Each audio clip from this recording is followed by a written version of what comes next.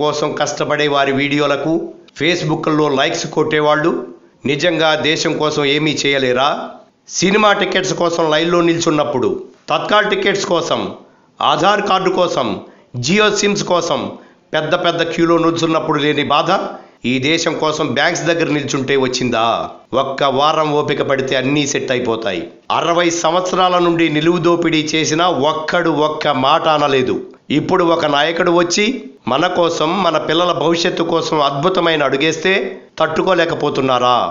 ఇంటికి కొత్త సున్నం వేయాలంటే పాత సున్నం గీకేయాల్సిందే. ఏం ఒక్క వారం ఆగలేరా?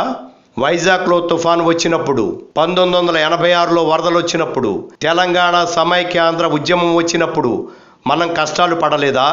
అప్పుడు బ్యాంక్స్ క్లోజ్ అయితే, షాప్స్ క్లోజ్ అయితే మనం కష్టాలు తట్టుకోలేదా? చచ్చిపోయామా? మన దేశం బాగుపడాలి అని అనడమే కాదు, బాగు చేస్తున్నప్పుడు మన వంతు సహకారం కూడా అందించాలి. అర్థం చేసుకోండి.